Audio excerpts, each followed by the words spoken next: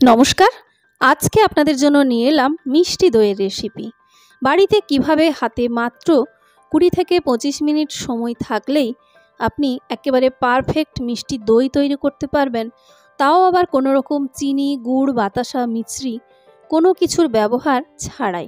সেটাই আজকের এই ভিডিওতে আমি শেয়ার করব। একবার যদি আপনি এই মিষ্টি দই বাড়িতে তৈরি করেন তো বারবার কিন্তু তৈরি করতে চাইবেন, এতটাই সুন্দর এবং বানানো সহজ। তো চলুন শুরু করি আজকের রেসিপি। তার আগে বরাবরের মতো ছোট্ট একটা রিকোয়েস্ট যেমন করে থাকি, যে চ্যানেলটা যদি আপনি নতুন হয়ে থাকেন চ্যানেলে প্লিজ সাবস্ক্রাইব করতে কিন্তু ভুলবেন না। এর জন্য প্রথমে গ্যাসে একটা কড়াই বসিয়েছি, তাতে দিচ্ছি জল। জলের পরিমাণটা আপনি যেরকম দই বানাবেন সেই মতো দেবেন। এখানে আমি 3 বাটি দই বসাবো। তো যে বাটির আমি 3 বাটি দই বসাবো সেই বাটিতে মেপেই জল নিয়ে নিচ্ছি, কিন্তু বাটি ভর্তি করে দই বসাবো, কিন্তু জলের পরিমাণটা তার থেকে একটু করে কম নিতে হবে। আর এই মাপটা যদি আমি কাপ দিয়ে বলি তাহলে বাড়িতে যে ছোট্ট চায়ের কাপ হয় 120 থেকে 25 ml চায়ের কাপগুলো, সেই কাপের কিন্তু 3 কাপ এখানে আমি জল নিয়ে নিলাম। এবার জলটা আঙুল ডুবিয়ে চেক করে নিতে হবে হালকা গরম হয়েছে কিনা। খুব বেশি গরম করা যাবে না, হালকা গরম থাকতে থাকতেই এর মধ্যে আমি অ্যাড করব গুঁড়ো দুধ। যে কোনো ফুল ফ্যাট যে গুঁড়ো দুধ পাওয়া যায় বাজারে ব্যবহার করা যাবে। আমি এখানে আমুল স্প্রে ব্যবহার করছি। এখানে প্রতি বাটির জন্য বড় টেবিল চামচের 2 টেবিল চামচ করে কিন্তু গুঁড়ো দুধ আমি নিয়ে নিচ্ছি। তো এখানে 3 বাটির জন্য টোটাল 6 টেবিল চামচ গুঁড়ো দুধ দিয়ে দিলাম। গুঁড়ো দুধটা জল হালকা গরম থাকতে থাকতেই ভালো করে মিশিয়ে নেবেন, নাহলে গুঁড়ো দুধ কিন্তু দলা পাকিয়ে যায়। দুধটা ভালো করে মেশানো হয়ে গেছে, এবার এটাকে ফোটাতে হবে। তো যদি চামচ দিয়ে অসুবিধা হয় তাহলে একটা হাতাও নিয়ে নিতে পারেন।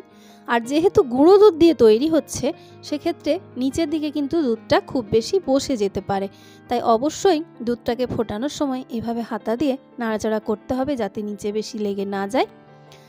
আর এটাকে ফোটাতে হবে মোটামুটি 5 থেকে 5.5 মিনিট। প্রথমে হাই ফ্লেমে রেখে দুধটা ফুটিয়ে নেবেন। খুব বেশিক্ষণ সময় লাগবে না, কয়েক সেকেন্ডেই দেখবেন দুধ ফুটে উঠছে গরম হয়ে যাওয়ার পরে। তারপরে ফ্লেমটাকে লো মিডিয়াম করে রেখে প্রায় 5 মিনিট ধরে এটাকে ফুটিয়ে নেবেন। তাহলেই কিন্তু দইয়ের পারফেক্ট যে কনসিস্টেন্সির দুধ লাগবে সেটা কিন্তু রেডি হয়ে যাবে।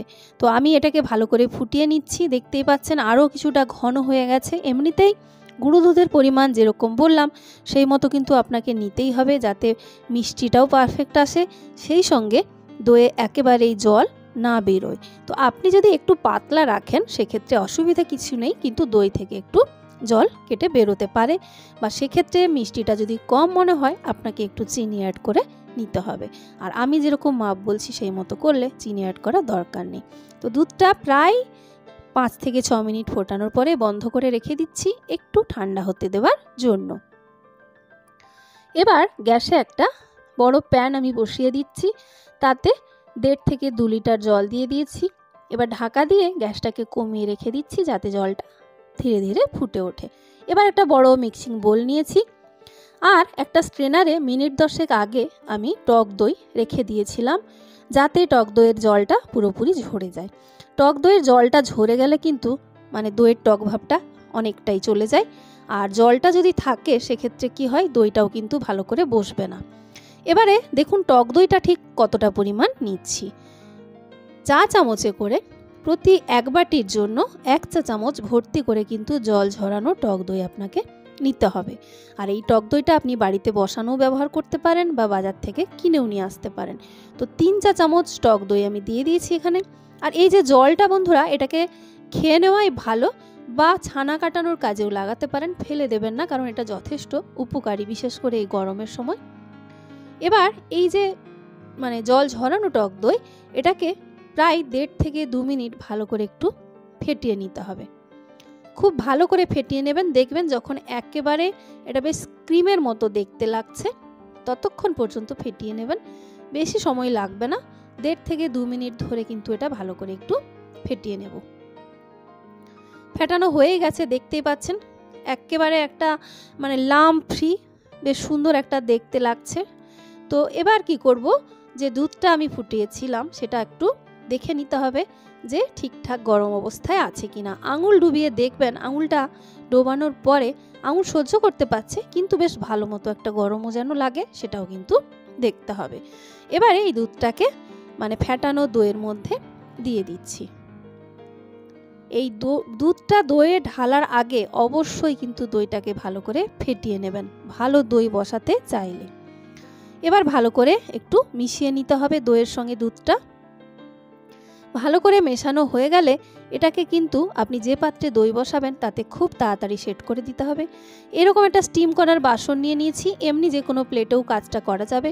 তার মধ্যে যে 3 বাটিতে আমি বলেছিলাম দই বসাবো সেটা এখানে দিয়ে দিলাম। এবারে তার মধ্যে দইয়ের যে মিশ্রণ তৈরি করেছি সেটা এখানে দিয়ে দেব। আর আমি বলেছি যে আমি বাটিগুলো প্রায় ভর্তি করে একেবারে দই বসাবো, কিন্তু জলটা তার থেকে একটু কম পরিমাণে নিয়েছিলাম। দেখুন একেবারে ভর্তি করে কিন্তু এখানে বাটিগুলো হয়ে গেছে। ওপরের ফেনাটা আমি এখানে রেখে দিচ্ছি যাতে দইটা দেখতে ভালো লাগে। এবারে দেখুন যে জলটা বসিয়েছিলাম ফুটতে শুরু করেছে, ফ্লেমটাকে একটু এই সময় কমিয়ে দেব, মানে কমিয়েই দিতে হবে, লো ফ্লেমে এবার দইটাকে সেট করতে দেব। এখানে স্টিম করব আমি, এটা ঢাকা দিয়ে দিতে হবে খুব ভালো করে। আমি যেহেতু বাটি ভর্তি করে দিয়েছি তাই এখানে 15 থেকে 18 মিনিট সময় লাগবে। আপনি যদি ছোট্ট ছোট্ট করে তৈরি করেন কম কম মিশ্রণটা দিয়ে, সেক্ষেত্রে 10 মিনিটই কিন্তু যথেষ্ট। তো আমি এখানে প্রায় 16-17 মিনিট পরে ঢাকা খুলেছি এবং আপনাদের দেখাই কিভাবে চেক করবেন হয়ে গেছে কিনা। এখন তো গরম রয়েছে, চামচের ব্যাক সাইডটাকে একটু জাস্ট ওপরটায় লাগিয়ে দেখবেন। ছুরি দিয়ে ফুটো করতে বলবো না, আমি এই সময় দেখতে খারাপ লাগবে। এরকম বসিয়ে দেখবেন যে চামচের পিছনে কিচ্ছু লাগছে কিনা। দেখুন কিচ্ছু লাগছে না, এত সুন্দর দইটা সেট হয়ে গেছে সঙ্গে সঙ্গে। তবে এটা যদি আপনি একটু ঠান্ডা করে নেন তাহলে আরও ভালো করে কিন্তু সেট হয়ে যাবে।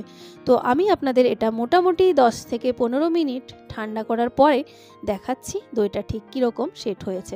দেখেই বুঝতে পারছেন দই কত সুন্দর তৈরি হয়ে গেছে। তবে এটা আরও ভালো রেজাল্ট পাওয়ার জন্য, মানে একেবারেই যাতে জল কেটে না বেরোয়, সেই জন্য কিন্তু আপনি যদি সম্ভব হয় ফ্রিজ যদি বাড়িতে থাকে তাহলে ঘন্টাখানেক ফ্রিজে ঠান্ডা করে রেখে তারপরে সার্ভ করবেন, তাহলে কিন্তু একেবারেই কিন্তু সেক্ষেত্রে জল কাটবে না। এটাতে হালকা একটু জল বেরোবে। এই যে দেখুন এটা কিন্তু এখনও ফ্রিজে আমি ঢোকাইনি। এখন আপনাদের দেখিয়ে দিচ্ছি ফ্রিজ থেকে বের করার পরে ঘন্টাখানেক রাখার পরে কীরকমভাবে দইটা সেট হয়েছে।